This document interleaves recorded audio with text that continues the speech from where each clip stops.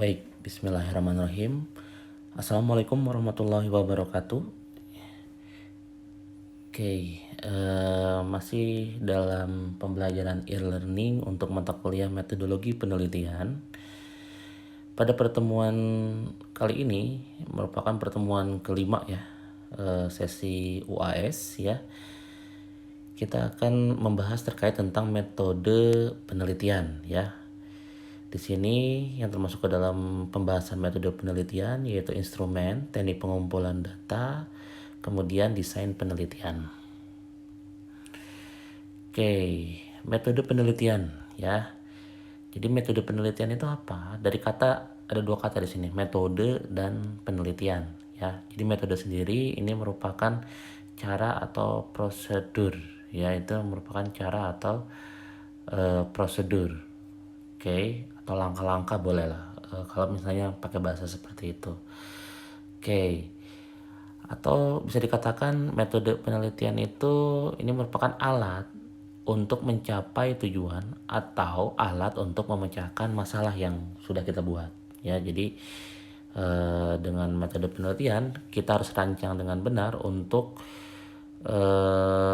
penelitian yang akan kita jalankan itu bisa tercapai tujuannya, atau misalnya permasalahan yang sudah kita buat itu bisa dipecahkan permasalahannya dengan metode penelitian yang kita desain ya, seperti itu. Oke, ya tentunya ini dalam research ya. Ilmunya ini namanya metodologi. Jadi metodologi itu ya ilmu terkait tentang metode penelitian ya. Jadi metodologi penelitian yang sekarang mata kuliah ini terkait tentang ini, metode penelitian ya, seperti itu. Oke. Nah, langkah penulisan metode penelitian seperti apa ya?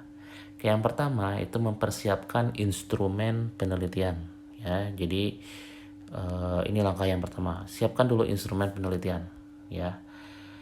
Oke, instrumen penelitian untuk apa? Ini untuk rancangan teknik pengumpulan data. Jadi rancang teknik pengumpulan data. Oke.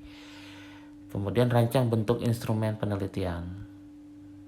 Dan yang terakhir validasi dan reliabilitas ya.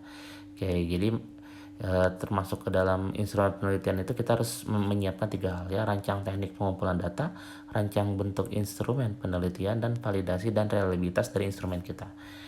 Oke, contoh di sini ya, ada teknik pengumpulan, ada bentuk instrumen, tadi dua hal ya, selain validasi dan reliabilitas.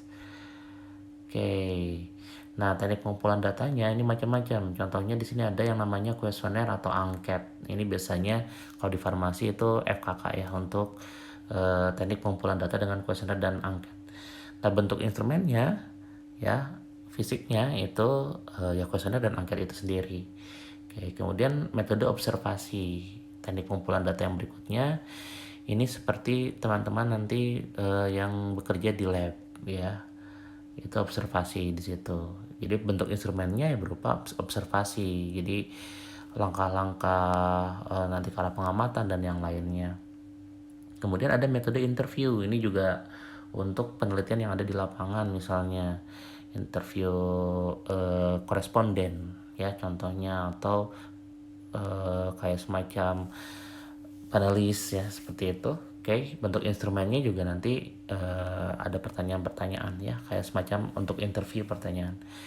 Oke. Nah, kemudian ada metode dokumentasi. Ya, metode dokumentasi itu seperti membuat review artikel yang diterbitkan di sebuah jurnal. Jadi kita ngumpulin berbagai referensi ya, didokumentasikan ya. Bukan foto-foto ya di sini ya, maksudnya dokumentasi itu ditulis lagi ya. Bentuk instrumennya ya berupa dokumentasi nanti atau review tersebut ya, seperti itu. Ini teknik pengumpulan data dan bentuk instrumen. Nah, sedangkan yang ketiga tadi ada yang namanya validitas dan reliabilitas.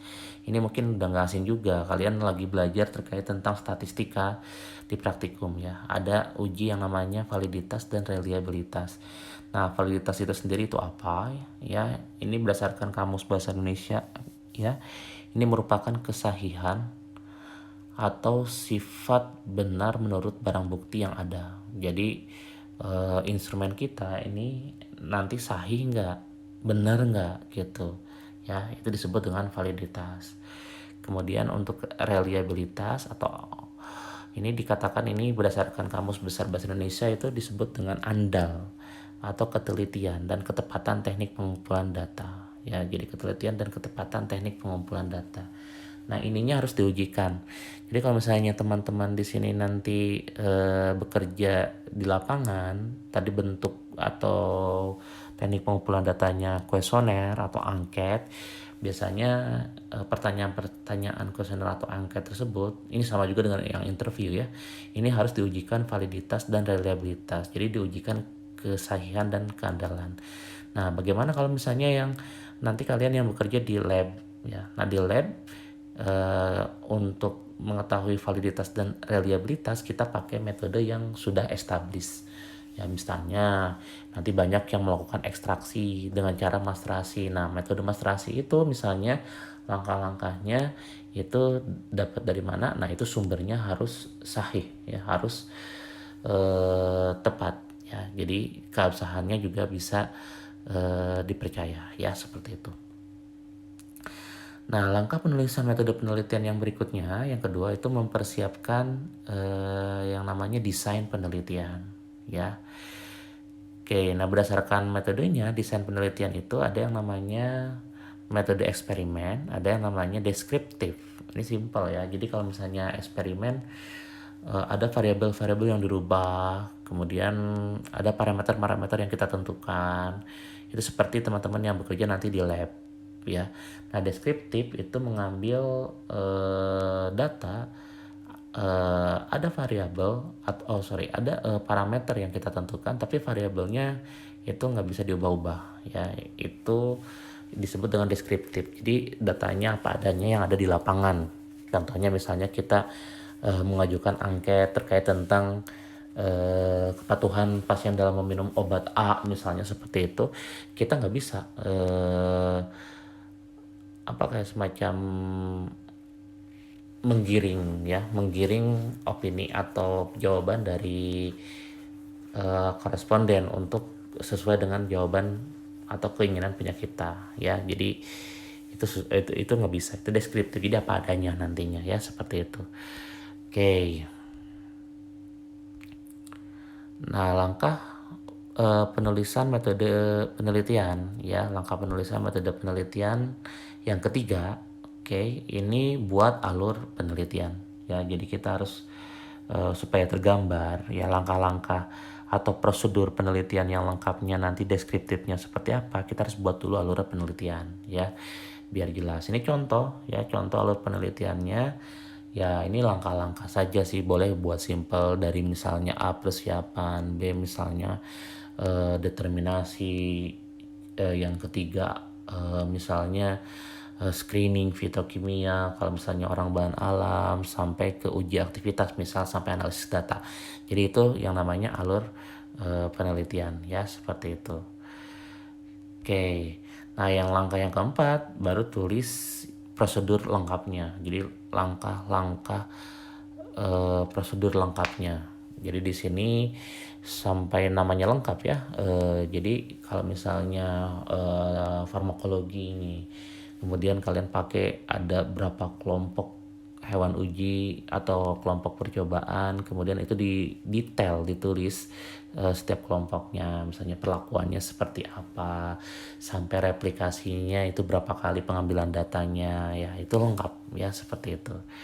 Oke, jadi di sini harus detail. Kemudian jangan lupa untuk menghindari plagiat, kita harus membuat parafrase. Jadi walaupun kita ambil nanti sumber metode itu dari jurnal misalnya, kemudian atau dari buku, itu jangan lupa diparafrase untuk menghindari plagiat. Ya, ini udah dipelajari di pertemuan sebelumnya. Kemudian jangan lupa citasi juga, cantumkan sumber pustakanya. Kemudian di sini yang dimerahkan ini harus jelas output tiap langkahnya ya.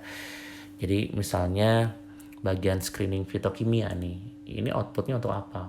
Misalnya untuk mengetahui apa, ini harus jelas ya, seperti itu. Determinasi tujuannya untuk apa ya, dan seterusnya. Oke, seperti itu. Nah, itu ya terkait tentang metode penelitian, ini ada tugas ya. Tugasnya seperti biasa, simple, bisa dikerjakan dalam waktu sebentar ya, kurang dari 30 menit ya. Tugasnya tolong buat ya alur penelitian ya. Jadi kayak tadi yang sebelumnya kita bahas itu kayak semacam alur penelitian mulai dari persiapan, kemudian langkah kedua apa, ketiga apa dan seterusnya.